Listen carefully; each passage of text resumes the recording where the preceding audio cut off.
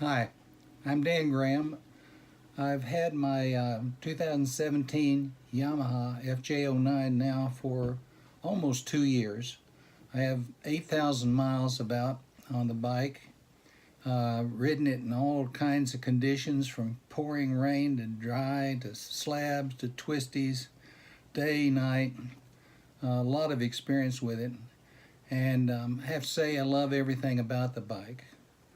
I've made 3 fairly large modifications to the bike, and I'll talk about those in more detail in a moment. The big changes were new windscreen, V-Stream Sport Touring, new saddle, Sargent World Tour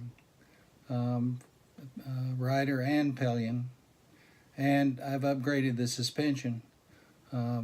Got the components and everything from Traction Dynamics, and I'll talk a lot about that in a bit. I have kept meticulous gas records for the bike, and I average just slightly over 50 miles per gallon. The tank holds 4.8 gallons, so 4.5 gallons is 225 miles with a 3/10 of a gallon or a 15-mile reserve. So I never worry about filling up before 200 miles, and I'm really good to 225 without much concern. I think that's excellent. The bike handles unbelievably well in all conditions. It feels light, it's flickable. With the suspension upgrade, I feel completely planted, going around any kind of turns, any twisties, no matter how rough the pavement. The bike just seems to be riding on a track. I really love it. I've taken the Motormark Master Control Level 1 and 2 classes in Burlington, near where I live, and when I took the class, it was pouring down rain, and the bike handled so unbelievably well, even in those wet conditions, riding on puddles and everything else. Just a fantastic experience with that course. And again, the bike handles so well that it helped me to look better than I had any right to deserve. Well, starting at the back, this is the Yoshimura tail tidy Fender Eliminator, and mounted below the license plate is the Skane Design P3 lighting system. And this is a kind of interesting light because if you're not looking directly at it, it flickers in your peripheral vision, so it's an attention getter. And then when you touch the brakes, you get the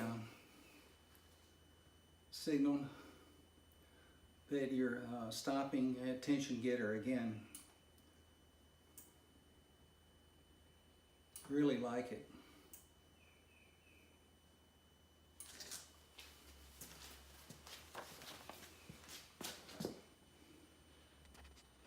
While I'm at the back, a comment on the EBC brake pads, the rear and the front. These are splintered brake pads, and I really like them. They've noticeably improved the braking performance. And also, while I'm at the back, I'll comment on the tires. They're Michelin Road 5s. I have about 8,000 miles on the bike now, and the Michelin Road 5s probably around 4,000 miles. And as far as I can tell, they look brand new. I'm really pleased with them. I took a Motomark Master Control Level 1 and 2 classes over a weekend in Burlington. It rained cats and dogs the whole time, going up there, coming back, and the whole day in the parking lot on the bike poured. And so I got very comfortable with these tires. They were just flawless. And puddles and everything that I was riding in all day doing these maneuvers. Wonderful tires. Also at the back, maybe you can see this SAE plug for a battery tender. It's the bike part of it is strapped to the mounting bracket for the rear pegs, pillion pegs, and but it just plugs in, unplugs right there. Very convenient to keep the battery topped off. Really like it. I mentioned these Chinese replacement foot pegs.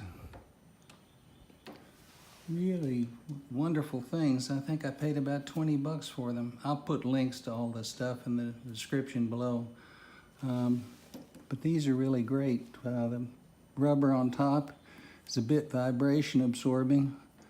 They of course kick back just like the OEMs. And very, very well made. Surprising. Working forward along the bottom, you can see the Higdonian urban cage and skid plate. This is a wonderfully protective device that I got in case I dropped the bike. Amazingly, in 2 years I haven't dropped the bike, not a single time. But there's a lot of peace of mind involved in having this. And the skid plate, I think, is great protection for the oil pan. Still further forward, there's fog lights, Cosmo light bar, as you can see right here. And I'll flip them on so you can see the lighting effect.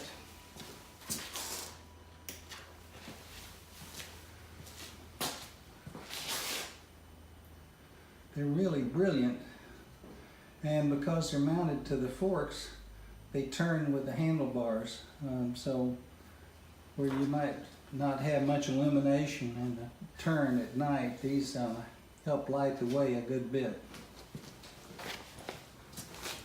Here's the rocker switch that controls the flood lamps. It's a nice location right on the handlebar, so it's very easy to reach. Replace the original mirrors with these CRG hindsight lane splitter bar end mirrors, and you can see they fit very nicely right on the end of the handlebars. And the lane splitter part is that they fold in to a preset position to get them out of the way in the garage or if you're filtering or anything like that, and then they just flip right back out into perfect position. So the two mirrors are absolutely wonderful. They, you see nothing but the road behind you, no elbows. And I swear I can almost see the pillion seat from both mirrors. One last article from this side is the Kickstand foot enlarger. A bolt-on guy that's made just exactly fits. While I'm on this side, you can see the OEM quick shifter that I installed probably 6-8 months ago. And again, this is upshift only. This is the Yamaha version that's made for this bike. But it means there's clutchless shifting up, just instantaneous, just pressure on the shift pedal and in it goes to the next gear. Very slick. You'll also notice that I replaced the original handguards with Barkbuster Storm handguards, and these I like a lot better than the OEM ones. They fit much closer to the handlebar, so they provide a lot more protection and wind and so forth for your hands. They also full lock-to-lock turns. They come nowhere near touching the windscreen. And the original OEM handguards I had to be pretty careful how I aligned things to keep them from banging into the windscreen. They of course also have metal frame, aluminum, so they're much heavier duty than the plastic OEM ones. Perhaps the biggest, most expensive upgrade I did to the bike was last December. I did a suspension upgrade. Replaced the forks and the shock. All the components came from Traction Dynamics. The front is an AK-20 Axxion Fork Cartridge Kit. I removed the forks and sent them off to Traction, and they built the kit with all the magic valving for exactly my weight and riding style, and installed the fork kits in the forks and then shipped them back to me, and I reinstalled them on the bike. And you can perhaps see that both forks are adjustable, preload on both, and compression and rebound damping. So they're much more, these are sort of premium forks relative to what was on the bike to start with. The other component of the suspension upgrade is this Penske double clicker. Again, this was provided by Traction Dynamics, and they of course did all the magic shim work for the valves for my weight and so forth, and provided the appropriate spring, which I think you can probably see through here. Here's the remote reservoir with a special bracket. I'll give the details below. Again, this is the double clicker, so it has a preload, compression, and rebound damping. And between the two upgrades, the suspension is just amazing now.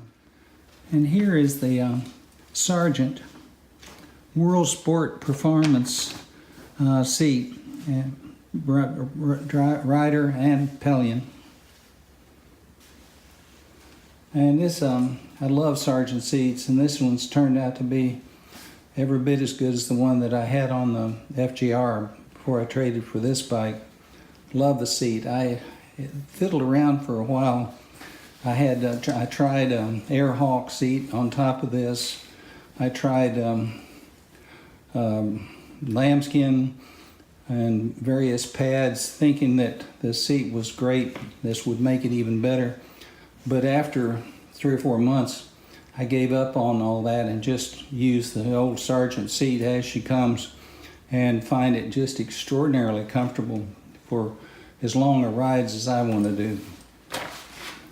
The saddlebags are Wolfman E12s. I think that's 12 liters on each side. And the straps go underneath the pillion seat, totally out of the way. And the thing I like about these saddlebags is that they don't require any kind of frame. Maybe you can see the straps attach under the seat, support the top, and then down here the bottom attaches to the bracket for the pillion foot pegs. But they carry the weight, of course, very low. And here in front is a Wolfman water bottle holder that will carry a 1 liter insulated bottle of water, which is great for me. And these two are kind of the everyday carry bags for me. On the right side I've got my rain gear, and on the left side I have a tool kit, a plug and go tire repair kit, a little air pump, a first aid kit, and the things that I need on a routine basis, and I don't want to think about having to remember to take. And here are the Wolfman E12 bags from the rear, so you can see how they hang. They come nowhere near the tire, and they're very solid. No, hardly any vibration, flapping, no flapping around, anything like that. Pretty slick. I also have a Wolfman Wolf tail bag that goes on the pillion when I need to go to the grocery store or whatever, carry a few items. This is the Hondo Perfect Squeeze phone mount. It fits in just a superb position on the handlebars and is absolutely secure. And here it is with the phone removed, so you can see how it works. Little twist knob at the top. 1 or 2 turns is all it takes to tighten it around the phone, and then 1 or 2 turns to release the phone. Virtually instantaneous. Here's the V-Stream Sport Touring windscreen. This is the medium size, lightly tinted. Hard to get an angle from it where you can see.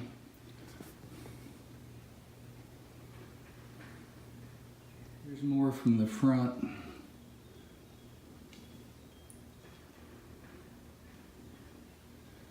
I wonder if you can see the kind of contours of the windscreen. There's a very sharp fold kind of in here, and again on the other side, that really sends the wind up and out and over the top. It really works amazingly well for me. I've never had a minute's problem with anything about the bike. I have taken it in for annual service. It's 4,000 miles service, coming up on the 2nd one now. And what I do is I change the oil and filter myself, and the 4K service is about $40 since I've done the oil and filter, and I get an inspection, and that I think that's $10 or $15, and that's pretty much it. I replaced the tires after 4,000 miles with Michelin Road 5s, which I love, and they've got about 4,000 miles on them now, and I expect they look brand new, so I expect I'll get another 6,000 probably at least out of them. And they perform very well on wet and dry pavement alike, so couldn't be more pleased with them.